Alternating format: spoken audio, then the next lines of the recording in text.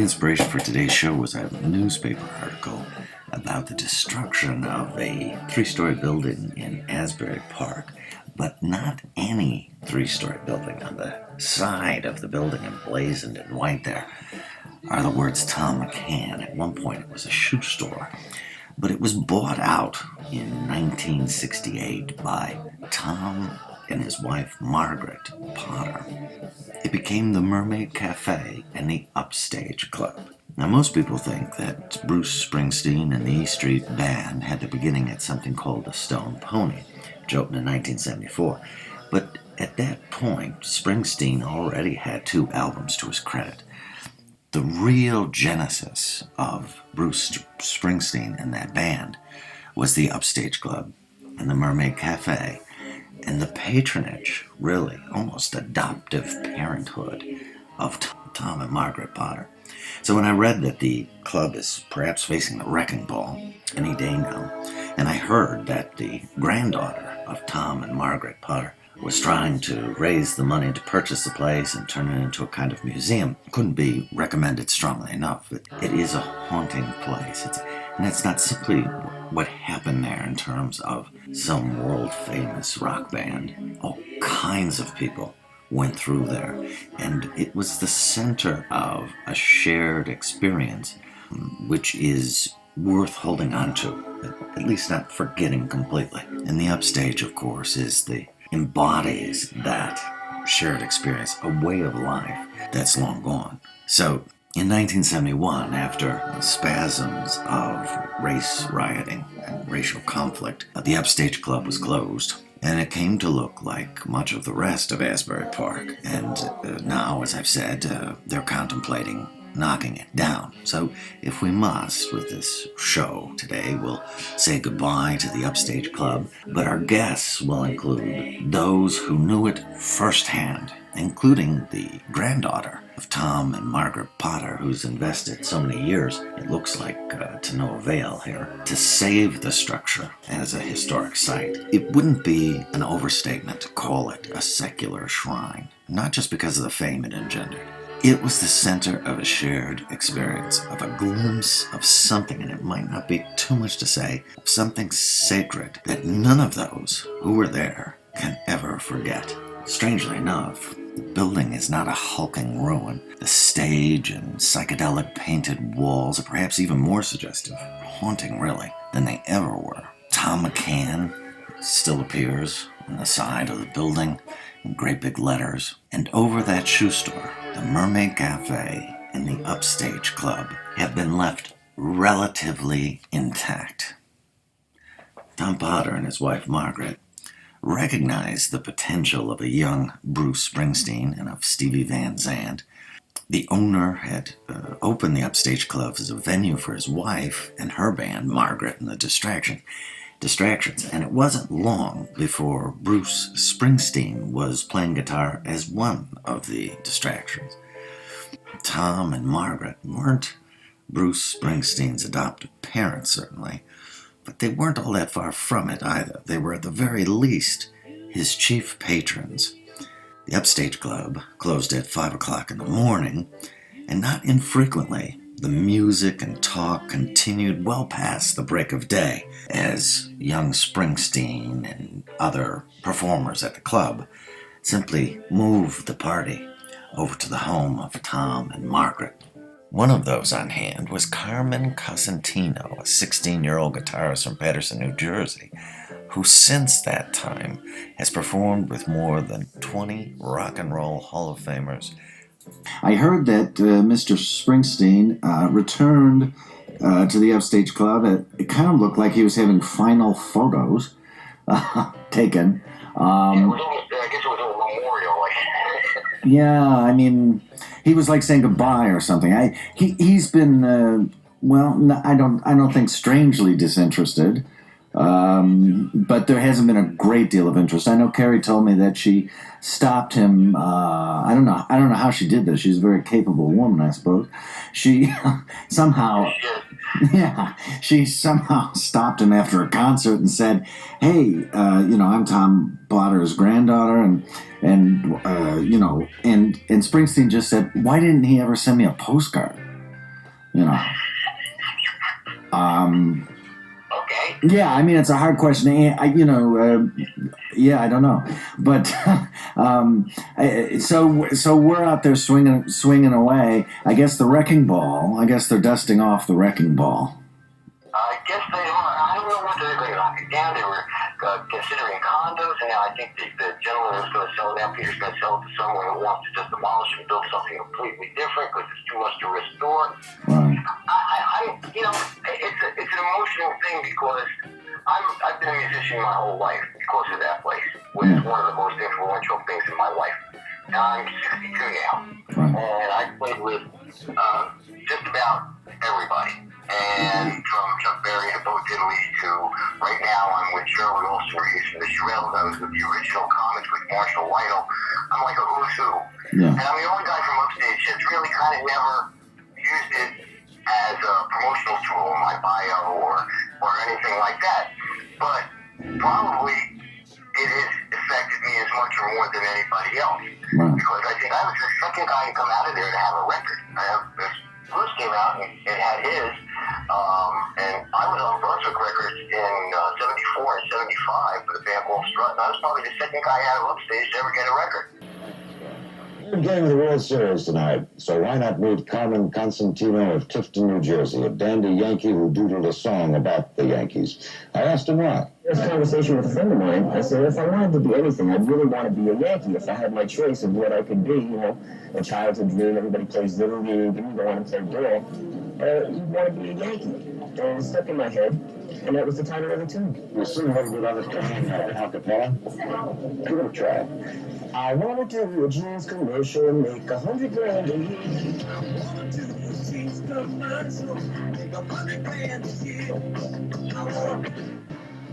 I think you've got a hit. Your tape's out, isn't it? That's all for now. I'm Cuddy Tong. Good night. I'm Good Guitar. Thanks very much for being with us tonight and this week. Good luck and do well.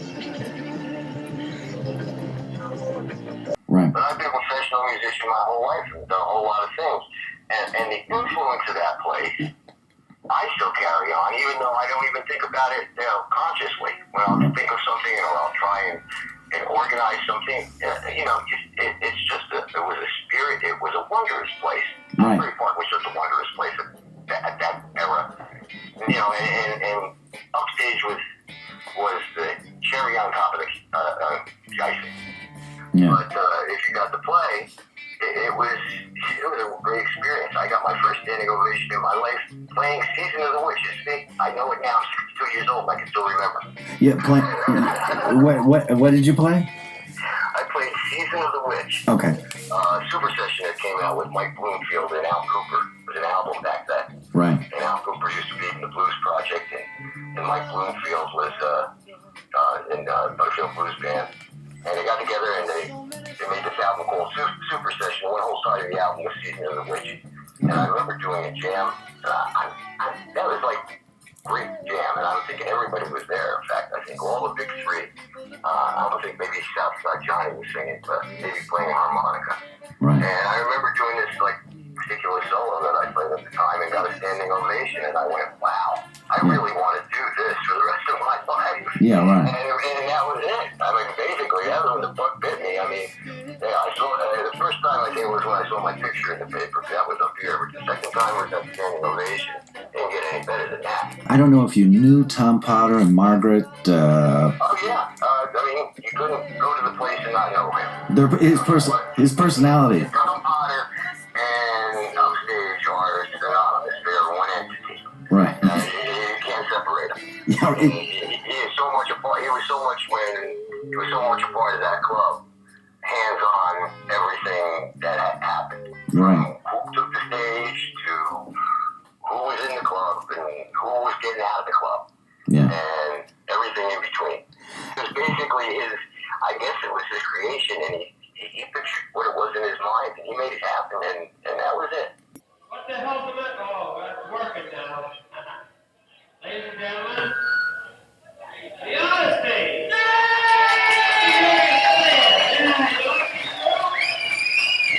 You like them? I don't need people in the back there. Can you hear me back there? That's what I like it.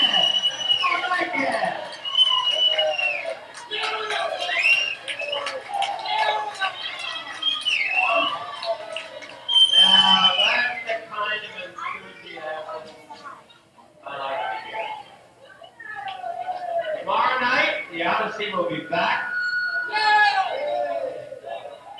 And we might have a couple of surprises tomorrow night. You remember Vinny Lopez?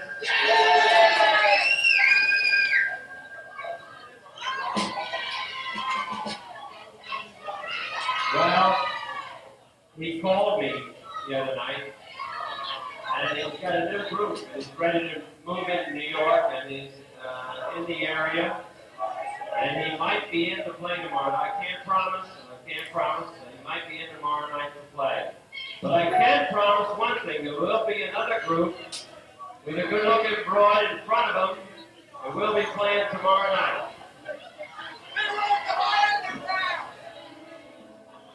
High Underground. Very good group.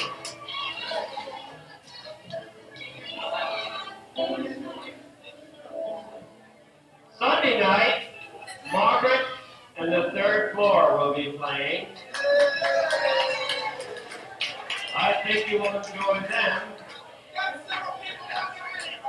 This, I want to be sure that you all understand we're open Sunday night from 8:30 to 12. And Margaret and the Third Floor will be playing here Sunday and Wednesday night. Thank you very much, ladies and gentlemen. I shall see you. Bye-bye. It's weird because everything about it is quirky. The rules he has on the wall are quirky, and it does. It's a brick building that says Tom McCann on the side. I guess they were manufacturing shoes there or something. Yeah, they sold them back in the day, Tom McCann's shoe store. Yeah. I mean, who would have thunk it? You know, I mean, it was the most unassuming place. Right. And you wouldn't think that.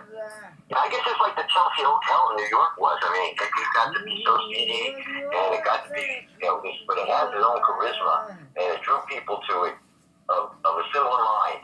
You know, and I guess the same thing happened at Upstage. It was like, and I guess Tom Potter was a musical piper, because kids came from every which way. Yeah. Anybody who played an instrument who wanted to get heard with Upstage, I mean, where else can you play in the middle of the night? They had no alcohol. You could play in the middle of the night. You could play. My understanding is the place closed at 11 or midnight, and reopened at 1. Right. And then stayed open till 5. Now, I understand that he wanted a venue for Margaret. Margaret had a band called Margaret. And the Distractions, which is the first time I ever saw Bruce. It was playing with Margaret and the Distractions. He was just a guitar player. He was unique even then, but I mean, he was her guitar player. Well, we opened the Upstage in 1968 in March. The reason why my ex-husband became allergic to hair color. And previous to that, we had made friends with a lot of the bands in the area and wound up inviting them over to our house after hours. And it grew from, maybe 3 or 4 people into about 50. And being that Tom had become allergic to hair color, he was looking for something else to do. He was a hairdresser. And I think partially maybe to get them out of his house, and also as a means of supplying a need, which he became very keen that there was a need for something like this, where the musicians could sit and play for hours and do whatever they wanted. And he checked around. We had a beauty salon on Cookman Avenue, and just 2 doors down, there was a place that was for lease on the 2nd floor. So he opened it, and with the idea that it would be a musician's club. It would be a membership, so that if you became a member, you wouldn't have to pay at the door, and you would also get preference if there was stage time. That, I think, is basically the reason. It was a need for him to make a living, and he spotted the fact that for musicians to have a place to find each other, be together, and just do whatever they wanted musically. Well, Steven Van Zandt is a wonderful guy. He's my baby, Steven and I got along extremely well. He's a fine guitarist. He and Bruce made a great combination together, totally different guitar players, and constantly on the stage together, and one would do one thing and the other would do another thing, and he was there all the time. Drank soda. They cleaned up. They would sweep the floor in between. They did everything. They loaded soda machines. Totally different type guitar player than Bruce, but just as good in his own right. In fact, he played bass. He played keyboard. He was playing piano with a group called Happy Apple, I believe. A lot of these guys played a lot of things, but of course, Stephen excels with his guitar and his voice. So, but you walk in and you're taken aback because, well, you had the Green Mermaid Cafe, but you had this stairway with everything with day glow and psychedelic, and you heard music coming out, and there were like all kinds of people, and it was like it was kind of like a mini Woodstock experience, and it was at the same time. Right. In fact, I went to Upstage while Woodstock was happening, but I couldn't get to Woodstock, and that weekend in Asbury Park. At the convention hall was Led Zeppelin, and opening to Led Zeppelin was Joe Cocker. Nobody knew who he was at the time. And Cocker went right from Asbury to Woodstock. Wow. And Zeppelin, I think their manager booked them in Connecticut, but Woodstock didn't pay enough. I don't think that was a good business move. But right. but that's where I was. And directly after that concert, I went to Upstage. But that's what kids would do. You go to the concert, you get all inspired by seeing the band that Led Zeppelin was there, Janis Joplin was there, Delaney and Bonnie. I mean, everybody was at Convention Hall back then. Right. And you go see a show, and then you go right to, the show would be over, you go get your guitar and go to Upstage. Right. And you even had like Bonnie Raitt playing in like a basement cafe or something. Yeah, I don't ever remember seeing Bonnie Raitt, but the legend has it that she did, yeah. But, that was that kind of place. There would be people that came and played their shows at the Convention Hall, and then later on would just, wander into Upstage. Oh, my God. They heard about it. And you would never know. I remember seeing Edgar Winter and Johnny Winter in here one night. Oh, my They were God. playing bumper cars at Asbury Park's on the boardwalk, and then they just walked over to Upstage because people had told them, you guys got to check this cool place out. Yeah. So you never knew who was going to walk in that place, but it didn't really much matter. Everybody was treated the same. Tom, if he liked you and he let you go up on that stage, and you treated his equipment respectfully, and you didn't complain, you got to play. And if you were good, he got to play a lot because if the people liked you, you played. Well, I mean, he sounds like a surrogate father or something.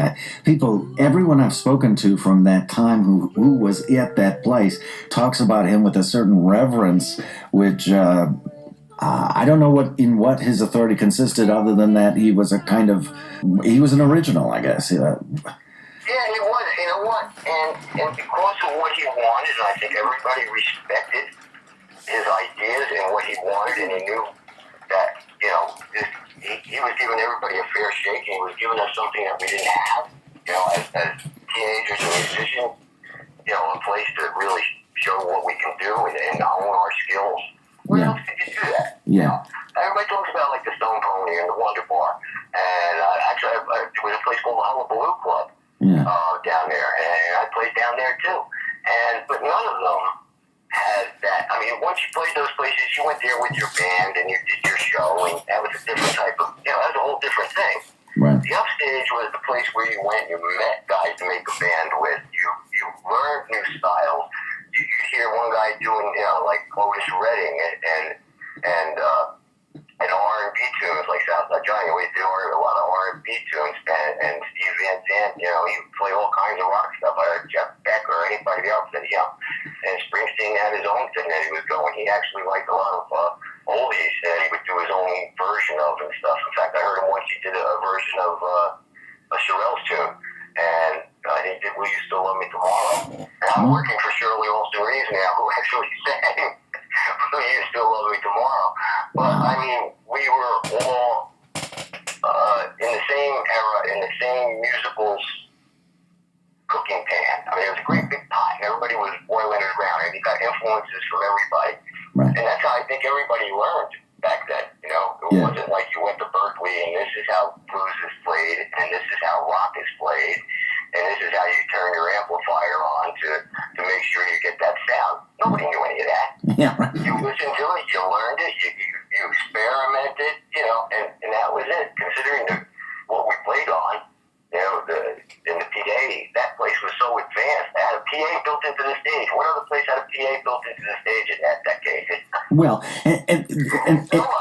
Nobody. And nobody I've talked to seemed especially concerned that there was no alcohol. I don't know if people were doing drugs there, but I know that. Let's be frank. Let's be frank.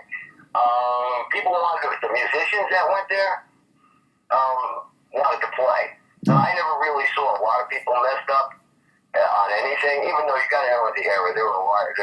I know personally people, you know, would take a hit of LSD and then go there and watch the shows all night till 5 in the morning. But the thing was, the reason they'd go there and people wouldn't even know there was any drugs involved was Tom didn't like drugs, so he couldn't do anything in there. And anybody who did it, was on anything that wanted to just relax and not crash on the beach and had a great vibe about them, could sit there knowing no one would bother them, that the entire atmosphere was cool and peaceful, and that they would probably just relax and have a good time, and when they left there, they'd be okay. Right. You know, it was almost like a safe haven. Right. And that was true both in terms of just a place to hang out, but also racially. You know, that wasn't even. You know, I always thought that maybe because it was musically and the way I was brought up. At an early age, I had a black teacher in a white town, and my mother was very into music, and I met people like the Platters and the Coasters when I was very young. She had them over our home. They'd be like at a show at the PTA or something. She'd bring them over, so I never had that problem. And then as I went on, I know musicians didn't really have that problem, but in Asbury at the time, it was right at the time, the height of racial unrest, and you know, just before and during the riots. But it never came into play in the club. I mean, there were Tom's bouncer was tiny. He was a great big black man. Yeah. And there were black kids and white kids, and race wasn't even a minute issue. Right. It didn't even come up. Right. So yeah, a black kid could walk over there with his guitar or whatever, and nobody thought twice about it. Which is pretty cool. No, probably get more respect in that club and feel more, you know, better about himself for being there than he would any place else. Because everyone was an equal there. Yeah. I mean, look, if you played in Margaret's band, you were a little more than an equal because, you know, that's the way it went.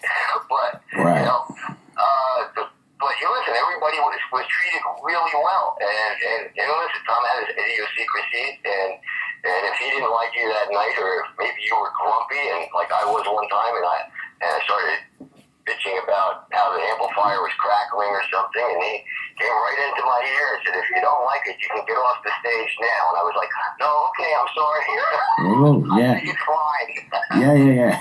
So he looked at me and said something like, "I thought so," and he walked away. So people went there to meet, which seems to be that's the common theme to almost every story I've heard about the Upstage Club. So at this time, you don't have like a Child Hasn't Formed or Steel Mill or anything like that. Is Springsteen? So you were there in the early days, like yeah, I was there in the early days. Okay. Bruce hadn't formed Steel Mill yet. That was right after. I think it was 71, right after, or late 70, 71, right after Upstage was closing, or just towards the end of Upstage, I think he came up. Man, you're taxing my memory.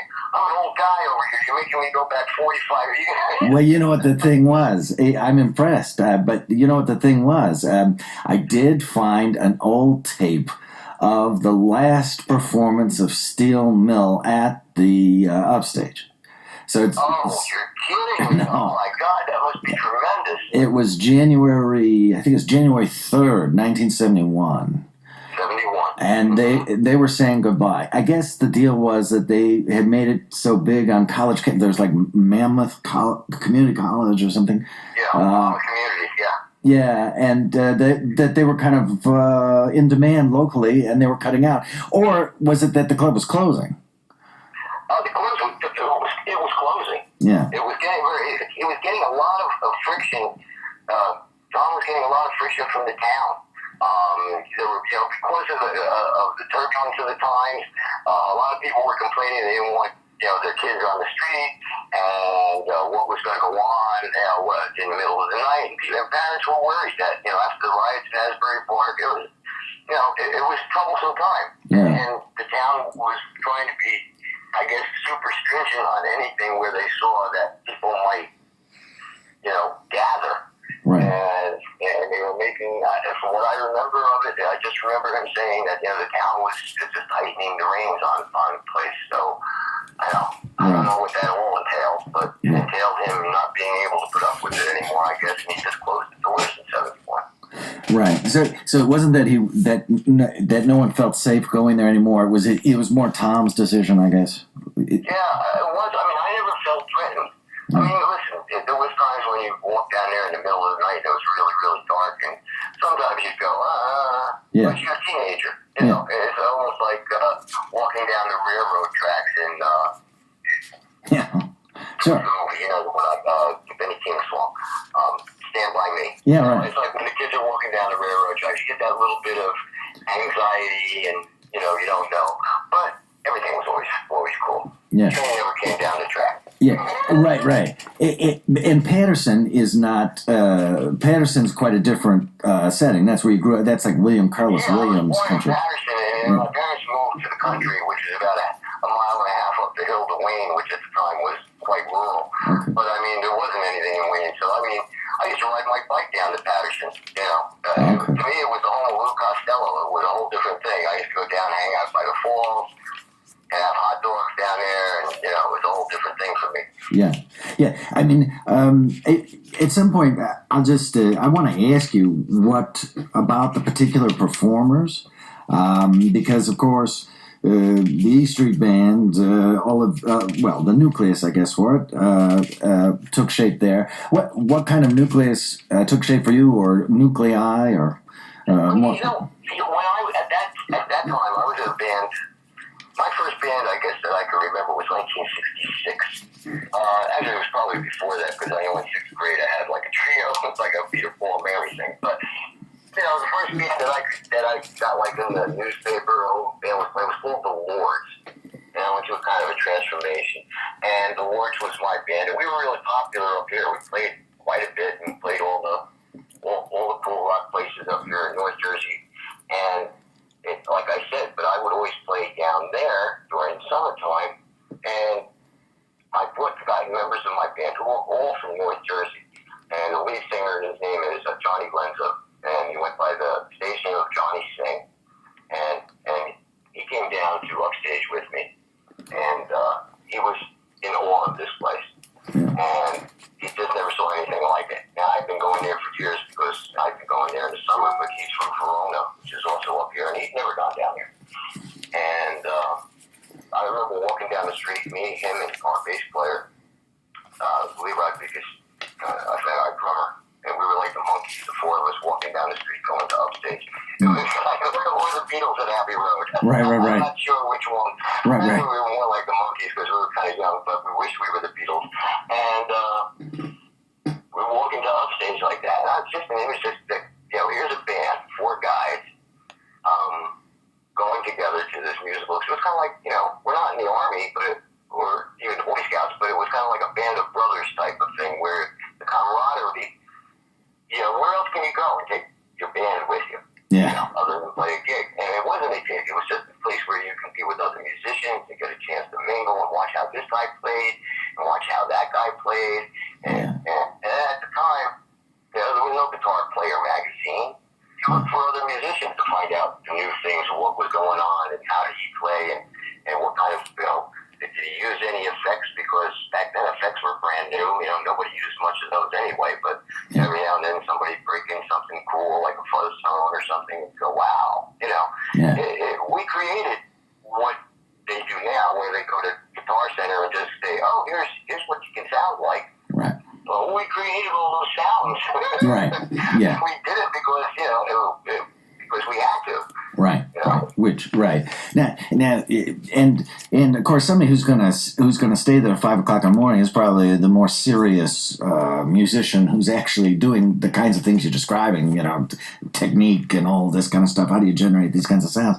Is there anybody back from that day that still takes your breath away? That still impresses you? That you still think is top notch?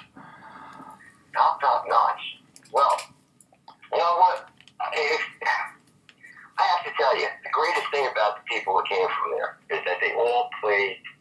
They're all top. I mean, I really think Sprngsteen and Southside and Little Steven and Matt Lopez, Jimmy Lopez, when he was the original drummer of the E Street Band, they played so much from the heart, and so much soul, and so much energy, and Bruce still does. That's from Upstage. That's not from playing clubs. Yeah. That's from playing at 5 in the morning from inside. Right. I mean, because I'm 62 years old, I do it now. In my club date band, when I played locally, I'll do 90 minutes, an hour and 45-minute shows, and I'm 62. And because you're not looking at the clock going, oh, when I'm up the stage. I mean, you're loving it so much that you're kind of like wishing, I wish I wasn't really, really exhausted so I could do another hour. Yeah. And the only guys that really show that, I mean, Bruce, he epitomized it because I once saw an interview, and I don't even know what it was on, where they asked him, something, and he said, listen, I'm 67 years old. Do you think I would be on stage putting myself to the point of total exhaustion if I didn't have to do it? That was so far deep inside me that I had to do it, that I loved it that much. Yeah. He said, you'd be crazy. He doesn't need the money or anything else. He does it because of what's inside of it. I saw that in all those guys. Yeah. And even now, when I play, I mean, there were never guys, they were always originals. When you saw them, you went, okay, those guys, you looked at them and you saw them and you went, they're special. You can tell they were special. I hope people looked at me and thought I was special. Right. I mean, people still look at me now and say, you don't play like anyone else. Right. And the reason I don't play like anyone else was that was instilled in me from day one from playing at Upstage that, you created yourself. Right. You went there, you're your own sculptor. You Right. create yourself there. You find out where your niche is, what you like, what you hear, and you do it. Right. I've never been in a cover band where I had to play somebody else's solos or somebody else's things in my life. I've kind of been blessed to have great jobs with original artists most of my life, other than and also record myself. But Yeah. it's not in my nature now. That's the way I was brought up. And in that club, you never played anybody else's stuff. You played it like you played it. Yeah, I mean, it makes perfect sense because, if after talking to you a little bit here, formal instruction sounds like kind of a contradiction in terms. I mean, It is, right? right? You don't want to be formulaic. You want to be your own. You want to have your own voice. But the thing too is, it seems like the Upstage Club did it better than almost any other place. But there's something also magical. It seems to be about that whole area, because it sounds like a kid of, I don't know, you must have been like 40 when you're talking about the Lords here. You must have been like 14 or something. Yeah, I was. I mean, exactly. I got pictures of it. It's amazing when I look at them. I got a pair of Beatle boots, and I still have the amplifier that I played with back then. Really? Something you never let go of. I still have that. Right. You had places to play. You could just. It was an era that I don't think it will recapture the whole era, but Upstage was, like I said, the best of that era. Yeah. Right. And it's amazing to me. I hate to see the Upstage go. I hope Carrie does in fact pull this out of the fire. But how much can these people put up with, right? How much has Asbury Park lost over the last? And they have never gotten it back, and I don't know why. It's one of the tragedies of New Jersey that city has never had a renaissance. And as hard as they tried, and they have tried. Believe me, they're still trying. Yeah. But the renaissance just doesn't come. I don't know why. I'm not a politician, and I'm not a city planner. Right. But I kind of wish it would, because in its heyday, it was one of the most fascinating places ever. I mean, like I said, my father was a trucker, and in the summer he'd work over at the Palace. Amusements, which was another fascinating place only down the street from where Upstage was. Right. And, I mean, they had this Charles Loof carousel there that was just, when I was really younger, when I was like 10, 11, 12, it was just amazing. The whole place was just, you know, it was a great place when I was young to be. Yeah. And Yeah. I wish it could redeem its glory. Right. And I think we you know, Upstage would be part of its glory because, you know, if we could actually let people know. I mean, I looked up on Wikipedia. I looked Bruce Springsteen up when I was going to see when I was going to talk to you. Yeah. And I wanted to find out a few different things because I was kind of like mimicking his career for the first like 10 years, from 70 to 80. Yeah. I mean, he did Greetings from Asbury Park, and I had a band called Strut, and we were on Brunswick Records when he was doing that. I was on 74, and he was out 73. And then he did this record with Ronnie Spector and Southside Johnny did I Don't Want to Go Home, and You Mean So Much to Me Baby was on that record with Ronnie Spector. Right. And then they did a 45 thing, Say Goodbye to Hollywood, with that Billy Joel had written specifically for Ronnie. Right. And they played with her a couple of times, took her on the road with them. And right after they got done with that, I became a guitarist and musical director, and ended up singing Southside Johnny's parts on You Mean So Much to Me Baby, actually in Madison Square Garden when I was playing with Ronnie. So it was really a strange, ghostly thing that was happening between the Upstage crew that all of a sudden were rising to this fame. And I was not doing bad myself, actually. Right. And in 77, I was like with Benny King, and then Chubby Checker called me. Oh. And I ended up spending 14 years as his guitarist and musical director. Oh my God. Yeah. Chubby So, Checker. I mean, and that's all, and it happened so fast. And throughout the 70s, that whole Upstage thing was always there, you know, like solidly there. I mean, I used to follow Bruce to the days when I remember seeing him in Max's Kansas City, and I think the opening act was Bob Marley and the Wailers.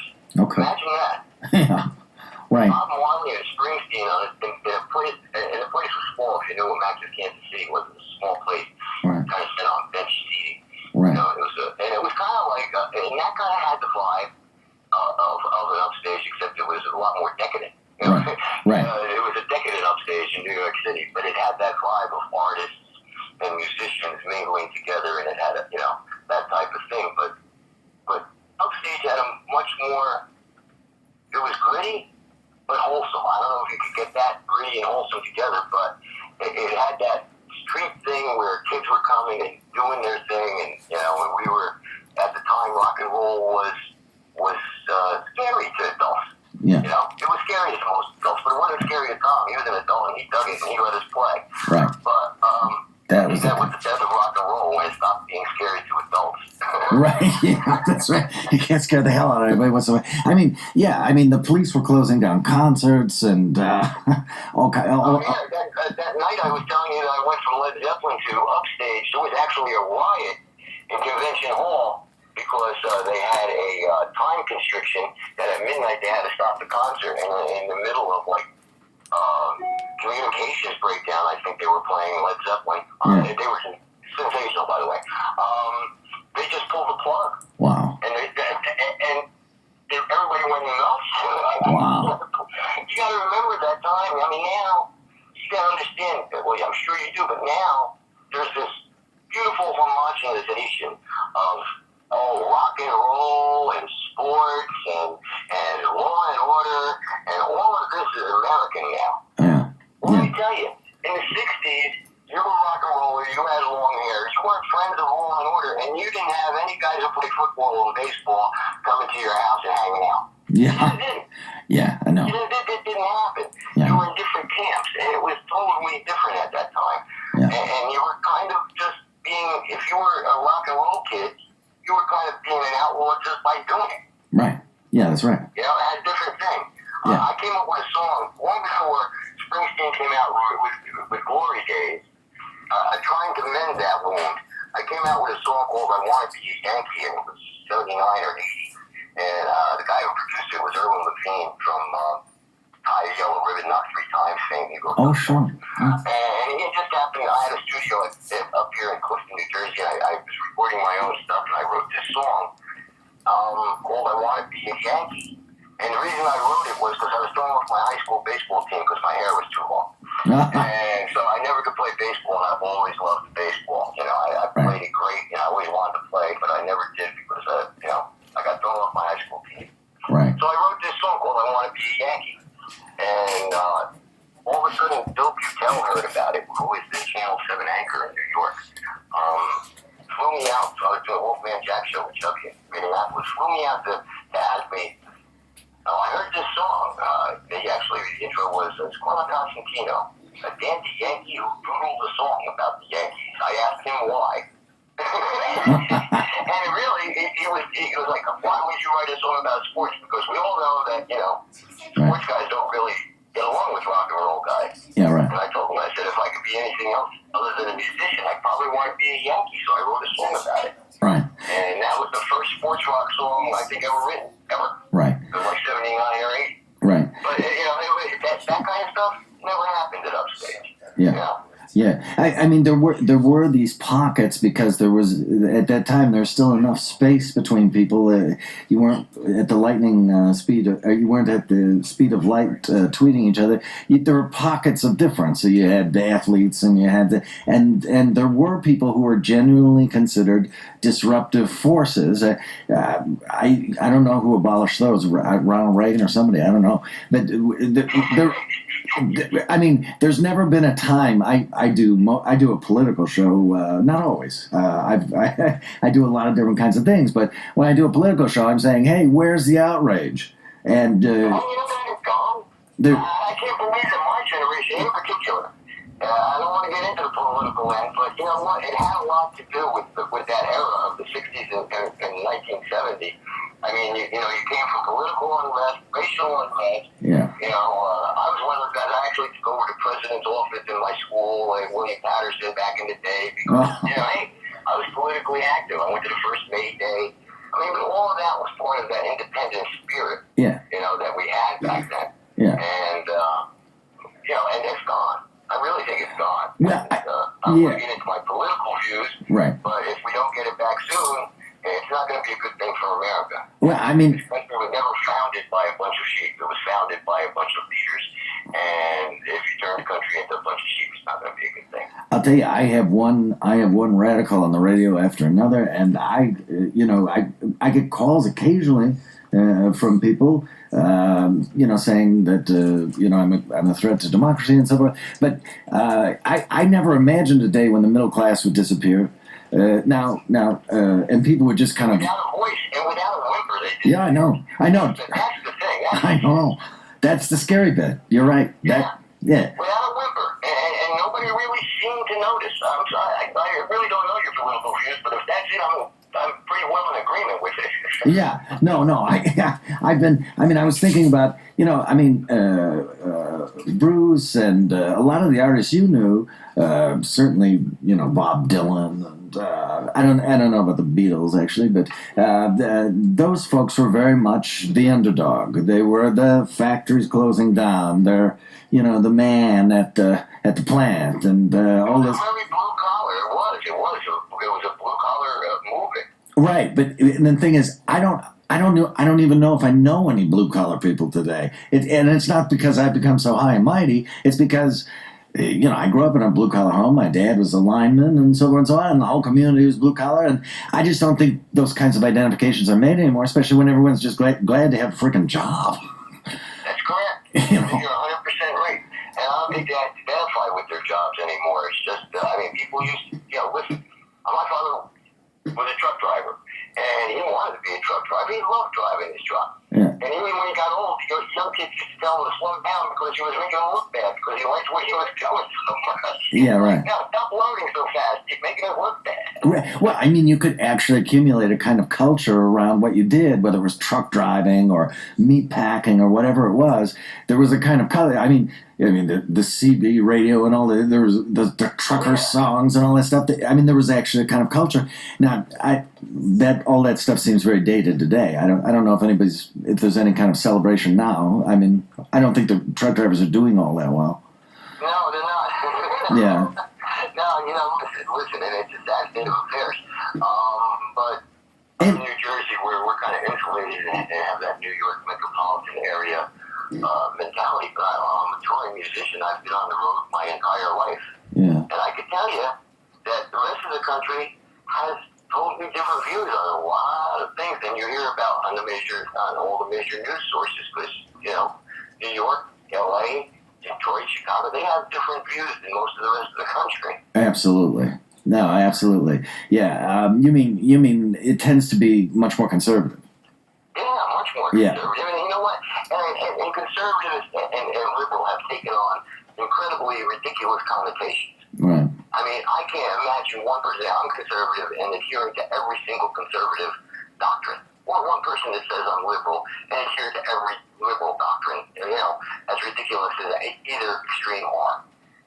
Yeah. But unfortunately, they make you have one, a label. Am I conservative or am I liberal? Yeah. Well, you know what? I think maybe sensible should be the next party. Yeah. Sensible party. Just being sane.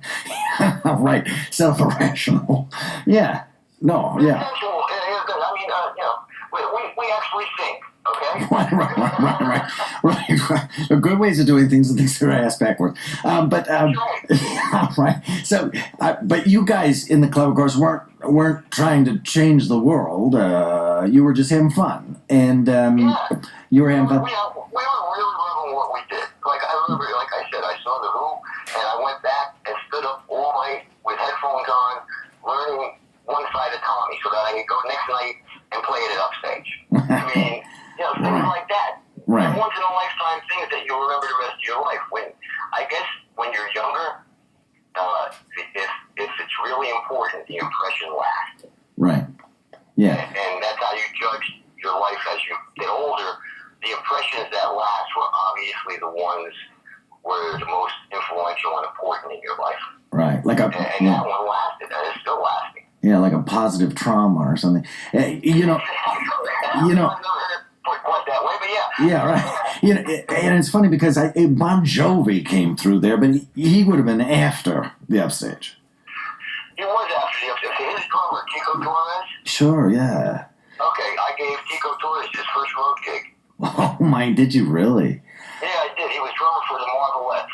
Yeah, as a matter of fact, he's related to that blonde girl on that show, Big Bang Theory. I think he is. Cueco. Something I forgot, but yeah, he was a great guy. Let me tell you, he was a great guy. He was a good drummer.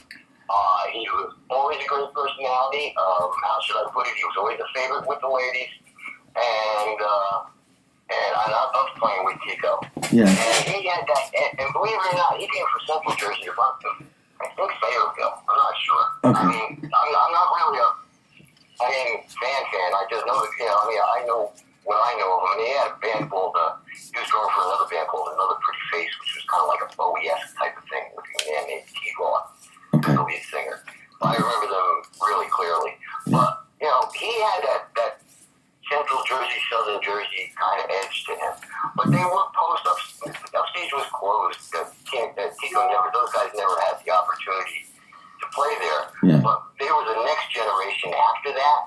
And I think the legend of that place, it grew for that generation because their older peers would say, oh, man, you should have been there when Upstage was happening. Right. You know what I'm saying? Right. It was one of those things like, wow, you should have been at Woodstock. Well, you should have been at Upstage a couple of years ago. You should have seen what was going on there. It was great.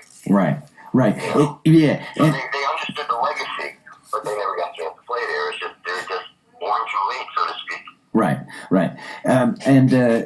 Were there people who thought that they were kind of tame or weren't sufficiently kind of a little more homogenized or they had big hits. They were a great band. I don't know. Are they still playing? I don't know. What band? I'm thinking Bon Jovi. Oh, Bon Jovi. They broke up. I don't know. I haven't heard of them playing lately. Okay. I mean, you hear about John Bon Jovi a lot. Yeah.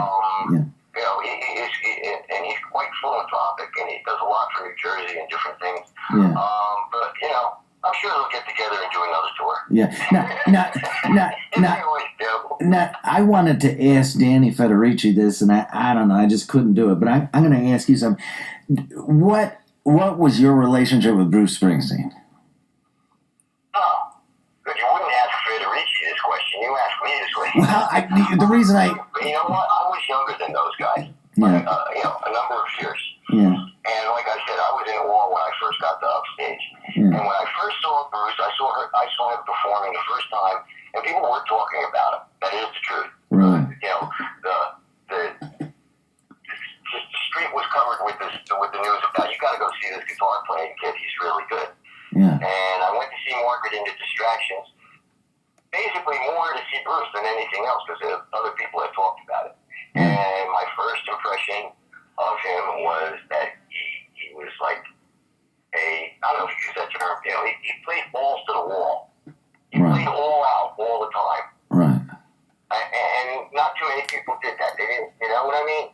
And that's something I picked up from him, and I hope I emulated from him. And that was a great thing, was to play 100% with every ounce of energy in your body until you don't have any more. Yeah. And that's something I took away right away. Personally, I never thought the first couple times I heard him sing, I was like, wow, that's a really weird voice. Yeah, what is that? Right. Yeah, what is that? It's like an acquired taste. It's like, Grand Marnier or something. Right. And, yeah. And you're listening. I heard him sing when he was a kid. It was a little odd. Right. I have a little antidote. I had my mother actually threw Bruce out of my house once. Having no idea who he was either, and no one did because he was just a kid at the time. Yeah. And I told you I used to go down there. Our family used to go down there every week, and sometimes, early Friday, or if there was, if school was left off that week, I'd go down whenever my mother wanted to, right? And I guess we must have had a spring break that week or something, and so we went down on like a Monday, or when we never did. And I'd always, I told all my friends on the beach and all the kids that hung out, listen, we're never home during the week, so if you need a place to crash, or if you want to raise my refrigerator, go ahead. Yeah. Of course, I never told my mother that I told the kids that they could come into our house and do it, but I would tell them, the kids under the mat, go ahead. So, of course, that one time we come down early, and there's Tinker, and it was Bruce Springsteen's early manager, used to work in a surfboard shop together. Tinker West. Tinker owned the shop, and Bruce in my house. Oh. And my mother, being an Italian mother from North Jersey, was like, who the hell is in my house? I said, Mom, they're my friends. Get them out of here. I said, okay, you guys got to go. Well, that's a great story. That could have been the end of his career there. No, and it wasn't many years later. That was like 70 or that was like the summer of 1970. And within the next 3 years, his album came out while I was in college. And I went back to my mom. I said, "You see this guy? You see this album?" She's like, "Yeah." That's the guy you threw out of your house. He was raiding your refrigerator. And was she proud of that, or was she? She was like, "You shouldn't have been in my house." Yeah, there you go. There you go. That's the Italian mother I know. That's exactly right. She wasn't giving it in. That's right. Now, some of these songs, I can't listen to them since I've met Carrie Potter without thinking, gosh, I wonder if that, there was one called Blinded by the Light. And to me, it's overwritten in my mind. But he's doing a kind of Dylan thing. He's doing a lot of things. There's a lot of stuff going on in there. But he's talking about riding among hair dryers and Carrie insists that Blinded by the Light's about coming out of that door, and it's day. Of course, 5 o'clock in the morning, you're not going to have daylight. Right. Well, no, it was still kind of dusky if it was light at all when it came out. Yeah. So I mean, it could be talking about coming out of Tom Potter's house, because many times after Upstage, if you were allowed in the inner sanctum, a lot of times he would invite kids over to his place, to just hang out for the rest of the night and bring their acoustic guitar and jam and play. Right. Now, and that was a kind of... When you left Tom's house, if you went over there that night, and after Upstage and went to his house and got out of here like at 9 o'clock in the morning, you would be blinded by the light. Yeah, that's true.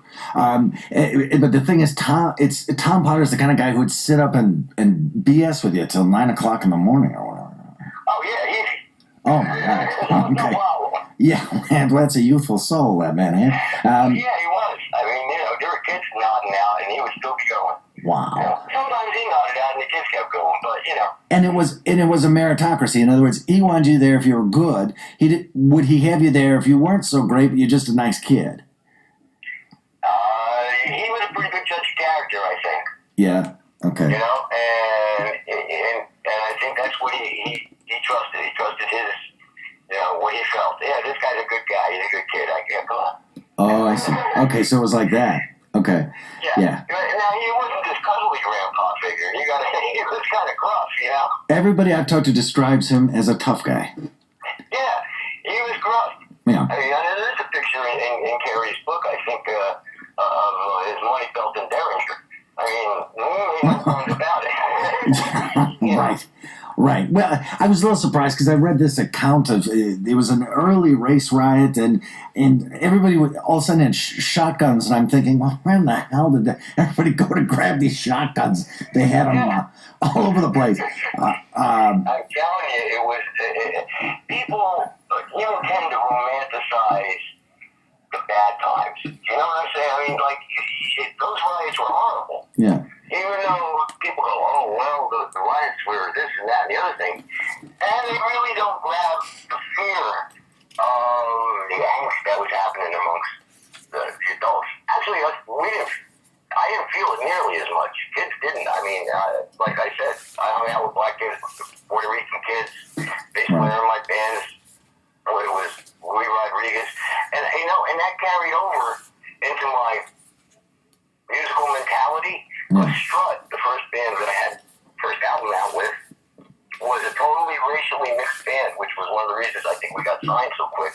We had black frontmen, we had Spanish horn guys, I was Italian, we had white guy on bass, which was unusual because usually you have a black guy on bass, but we had a totally mixed race band. Right. And in 1973 and 1974, that was kind of unusual, at the time. But to me, it wasn't unusual because black and white kids played together all the time. Now, who was at the heart of that band? Strut. Yeah, Strut. It was you. If you look at the back of the liner notes, it says, "Why was Strut was formed by Carmen Constantino." Okay. And I formed it with exactly that feeling in mind. I mean, Upstage, I remember 73, I formed that band. 74 maybe, early 74, late 73. And, Upstage experience was fresh on my mind. Right. Yeah, and the people who went through there, it's weird because I know my brother I had a brother who was a big Springsteen fan in the 80s. I never quite got the Springsteen bug myself, I must confess. But he went to 3 concerts in a row, and I thought, my God, what are you doing? And he said, you have no idea what these concerts are like. It's not like Van Halen. It's not like this other stuff. It is totally different. And I guess the thing is, he went on for 4 hours. What I'm saying, where did you get that energy? It's like anything else. It's muscle memory and it's training. Yeah. And if you're an athlete, you think about muscle memory and training. And he's a musician. I mean, look, he played till 5 in the morning when he was like a teenager, Right. And kept doing it his entire life. So, okay, I played 3-4 sets that night. I could play for 3 hours. Well, when he got the band together, that's what he did. And I give him all the credit in the world. That's how you should do a show. Well, and no, I mean, I don't know if I guess he's probably 70, I guess. I think he's 68. 68, okay. And he could probably kick most people's asses. I mean, that's pretty good. Yeah. 62, I don't feel bad. Okay. I'm telling you, I think that the spirit in the music does make, it retains your youth, because you keep that spirit in you, that youthful spirit.